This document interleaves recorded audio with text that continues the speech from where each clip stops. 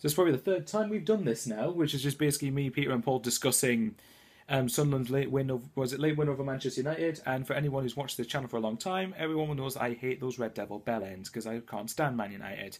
Even more, you would think my answer would be as a Sunderland fan to hate Newcastle most. Well, this guy does, but I hate Man United honestly. But you two were actually at the game, although I did watch the whole second half. So both your assessments of it. Anyone can start first. Let Paul start first. Go on, Paul. I do know what to say, really, to start with. Go on, Pete, I'll let you. Okay, let's go. No, it was a game where Sunderland had a lot of chances. As the chances went by, I thought this isn't going to be our day, kind of like Man City.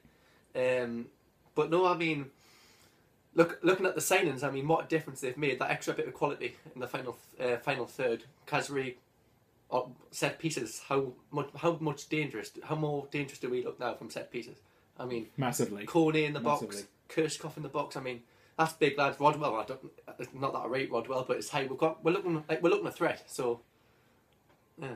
Deserve win though. We deserve to win, yeah. Did you think as the chances were going by, did you think it was either going to end a draw or Man United were going to nick it? Well, I said at half time I'll take a draw now, and I never ever say that. So. No, he says that a lot more, guys, and what you mean, what he makes out. He said it more recently. But no, we just based on the whole game and the chances, the way we played. Well, De Gea kept them in it before we scored the second. They didn't have any clear cut chances that I can recall. They had one in the first half. They had two chances in the second half. They had two chances in the second half, but both of them were comfortable saves from Anone. Yeah. So there was anything that they should have been scoring. So, anyway, guys, well, the main point of this video, obviously, Sam Allardyce said before the Man United game last week that we needed 6 more wins to stay up.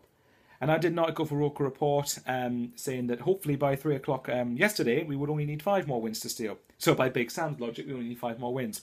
So just for fun, and also to facilitate the fact it's pretty much like an international break for us with no FA Cup action this weekend. We're just going to go through all the fixtures and just talk about what Sunderland's chances are of staying up, basically. So we'll start. We'll start for the last game of this month and March. So you've got West Ham away, Big Sam's old club. Then you've got Palace at home, Southampton away, Everton at home, and Newcastle away. Have you got any expectations for the amount of points to get out of the next 5 games? In particular, is there any particular games that stand out to you as you don't? This isn't a predictions video, by the way. We're not going to say which games we think will win. We're just saying look at the fixtures and you think that's a chance for 3 points. I think it's just vital we win more home games, and since Allardyce has come in, we have really. I mean, I know we've lost the odd couple, but we've been dominant. You know what? Even when we've lost at home, we've been dominant at home. Man City is one of them. Man City, Watford, Southampton. We were poor against Southampton. Liverpool didn't deserve to lose that. So, looking at them games, I mean, West Ham. I think you just over from West Ham and then looking at March, you just need to avoid. It's winning mentality. Just don't lose. Try not to lose as many as you can. Obviously, we take 5 draws then. Well, we need to win our home games. Crystal Palace at home. That's a huge game. West Ham are a good team. So, but they are a good team. We should be capable of going there and getting a win. Yeah. Said that about Swansea, really. In the previous video I did from the Villa game, we should be capable of going to Swansea. April's the month. I'll tell you what, the period that's crucial for me is Newcastle, West Brom, Leicester, Norwich, all in one go.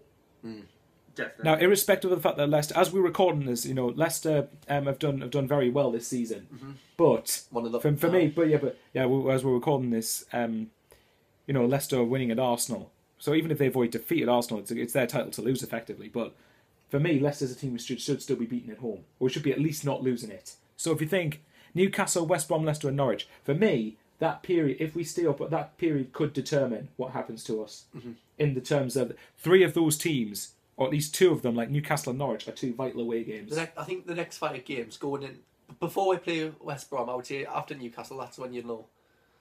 I would say out the next 5 games, we could get 8 to 10 points. Mm-hmm. I think that's. I'd take 7, but if you take 7 out the next 5, where could you see the wins coming?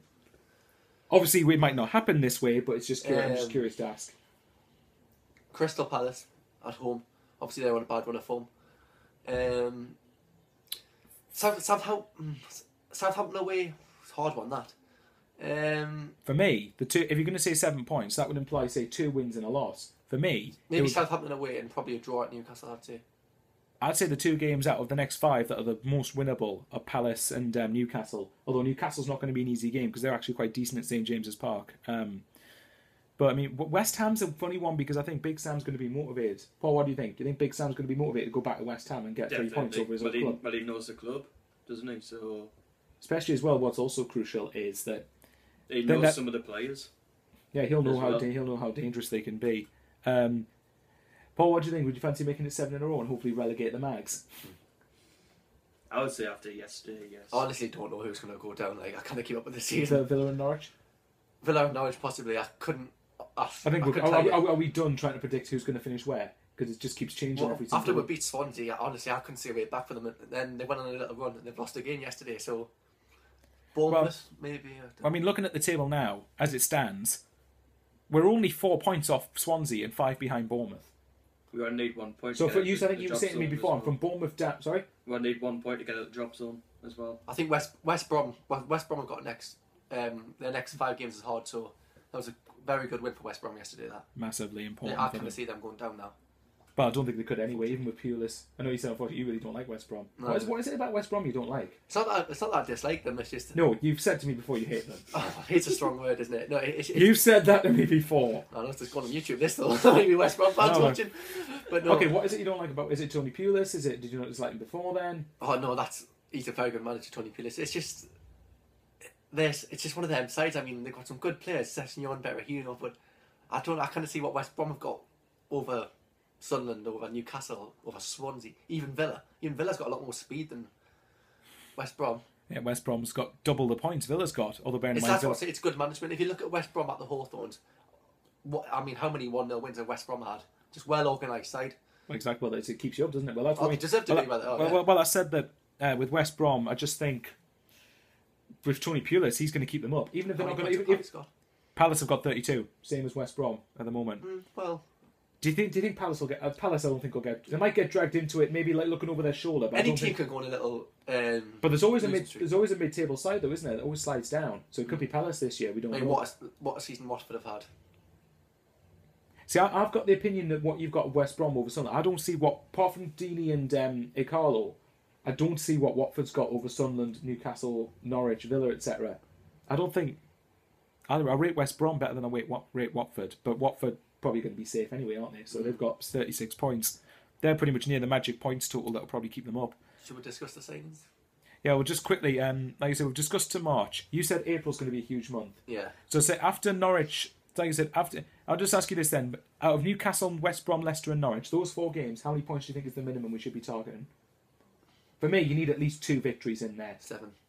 7 or 8 points for me is crucial. I think more than anything, I'd rather draw against West Brom and Leicester and beat Newcastle and Norwich. Leicester, you've just got to win your home games to stay up. I'll ask you this then. If we got the odd point as well as this, if we beat Norwich and Newcastle, do you think Sunderland will stay up? I don't think Sunderland will go down anyway, based on they've got Sam Allardyce.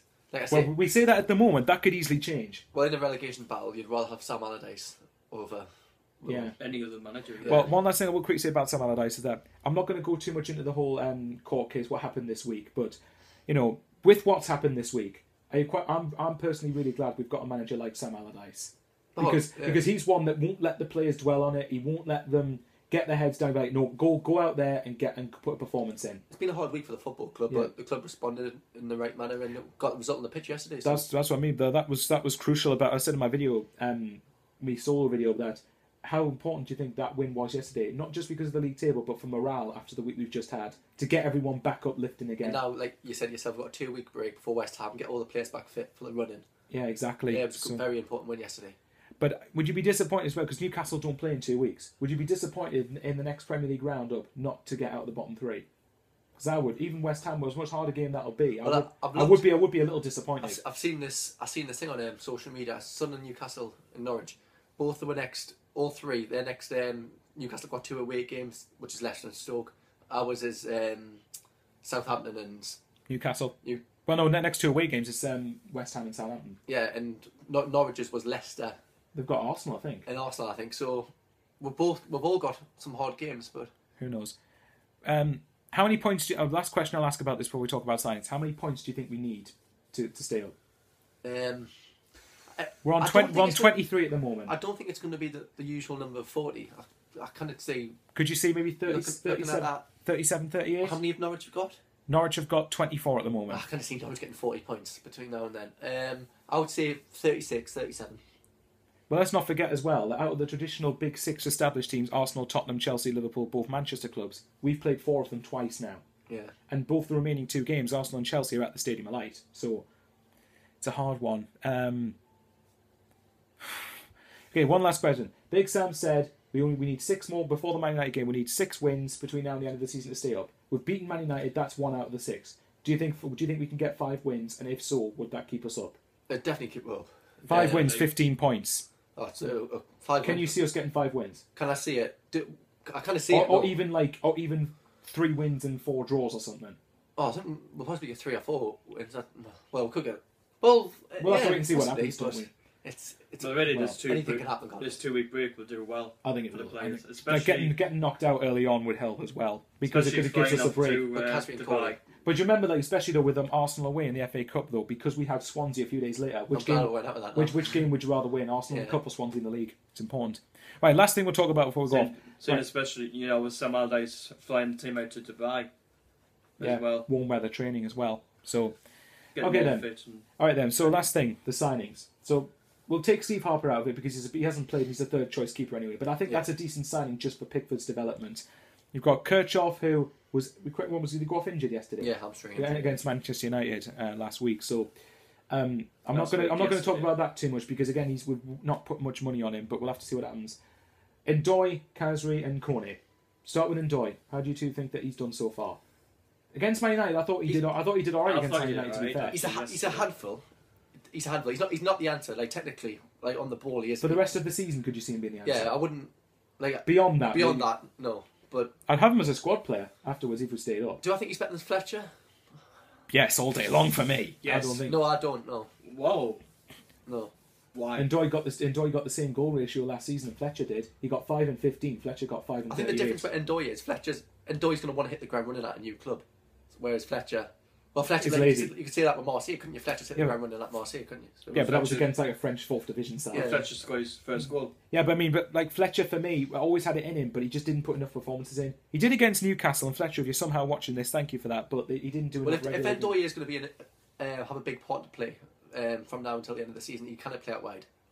If that's the case, then I think if he's not going to score goals, his physicality is going to be huge. Yeah. Okay, so we'll take him out of the equation then. So Khazri and Kone, they're the 2 big ones that we've got. So outstanding. Last 3 games, they've been absolutely brilliant. They've been the 2 standout players, and they've looked like they've improved us. Khazri's improved us in the attacking sense, mainly from set pieces. And he never stops running. Khazri does not stop running. Well, did he do the defensive shift yesterday? Yeah, it's worked great. Since he's come in, he's done it. Very good thing. And Kone, what do you think, Paul? Khazri? I like Khazri. He's fast as well. Because not just that, because he got the first goal yesterday. I thought it was a bit lucky the way it bounced through everyone in the penalty area without getting a touch on it, but it wasn't the best delivery, but no, but it's a goal. That's what matters. Goal's a goal, yeah. But he got a goal. He got an assist last week. He got an assist 2 weeks ago rather when I'm uploading this for Defoe against Liverpool, and the set pieces he delivered from corners were absolutely brilliant. Yeah, I mean, I think he can get the best out of a lot of players. I mean, before the arrival of Kone and Khazri, I mean, how bad were we from set pieces? We would never ever beat the first man. And now, from corners, set free kicks. In football, a lot of the goals you'll find will always come from a set piece, and I think we'll look like a threat. I always think look like scoring now. So. And what about Kone? He's impressed me a lot. Absolutely terrific, brilliant. He looks like a strong. I mean, yes, we haven't kept a clean sheet since they've come yet, but they've only conceded 4 goals out of Man City, Liverpool, and United. I don't want to pass judgment because it's only 3 games, but you can just tell with Kone. I mean, but we look stronger in defence though, don't we? What I like about Kone is he doesn't take any risks. He's your old-fashioned centre back. He does his job and he gets rid of it. He lets the other players play. He's a typical Sam Allardyce signing, isn't he? Good in the air, strong, quick. One thing that really impressed me about Kone was he should have been given that goal yesterday, I thought as well. But I agree. I mean, his header was on target, wasn't it? His original header was on target, but a win's a win. I don't really care. So he got the win either way.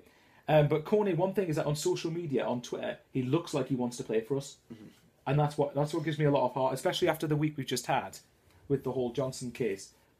Kone, that's what we needed as fans. I think John O'Shea deserves a mention.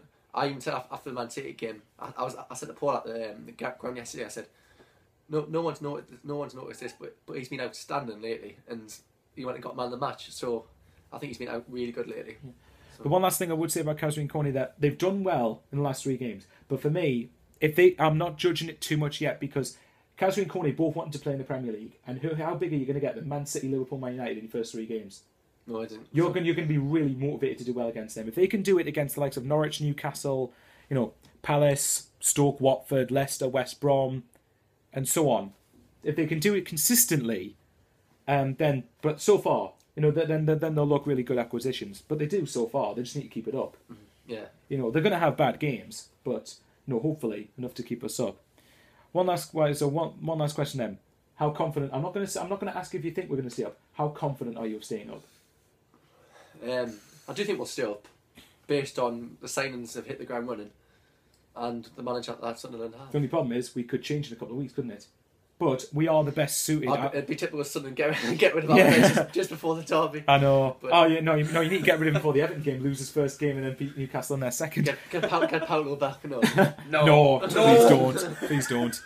Paolo, we appreciate him for beating Newcastle first of 6 in a row, but he was a nutcase other than that. So I just wish he got a job. At Newcastle, if you want to go down to the Championship, hopefully, then Paolo Di Canio can come and join in for you. Tomato sauce at training. No tomato sauce, I remember that. Since Di Canio actually got sacked from us, he isn't in the job. There's a reason for that. I think he's calling Newcastle United. Out of the teams around us, we are the best suited in terms of managers, aren't we? Because we've got the best manager, we've got the most we're the best team down there as well. Well, I've already discussed that on my put a statement out there. There you go. Okay then. Anyone fans Peter Whalen? He's already said this statement. Yeah. Okay, but on a scale of what? Since the new signings, that is, mate. Right, and because of Allardyce, we've got a better manager than a lot of them down there. Definitely. But the final question. Out of 10, just give a number. Out of 10, how confident are you of staying up? Out of 10, Paul. 6. 8. I would have said 10, but it's Sunderland, and eventually you think they might go down. But at the moment, 7. That was massive when you. At the moment, 7. Yeah, that was huge. That was huge. I mean, 4 points out of City, Liverpool, United. You'd have took that, wouldn't you? Yeah. There you go. Right, guys, that was. Thank you very much for going on it. It was actually a nice discussion. It was just talk about Sunderland, and yeah, let's go. And one last question, just non-Sunderland related: will Leicester win the league? Just for fun. Can I tell you? Forget the result. Can I tell you in 38 minutes time? At the time, guys, we were watching the Arsenal-Leicester game out. Irrespective, do you think Leicester will win the league? Because even if they lose, they're still 2 points clear. I want them to win it. For me, no. I don't see why they can't, but I'm going to say no as well. Paul? I don't know really, because my second team's playing them now. I don't think either. I think Leicester. All I ask: can you lose at the Stadium of Light? Can you thrash the Mags? Man can you City. Beat Norwich? That's who I think will win it. Manchester City. They've got the best team out of the lot in the top 4. But anyway, guys, so thank you very much for watching. Don't forget to like, comment, and subscribe. I'll put a link to Peter and Paul's channels in the description. Paul is going slightly off shot here. He needs to lean a bit closer. There you go. You two give a hook for the camera. Okay, see you guys later. Take care.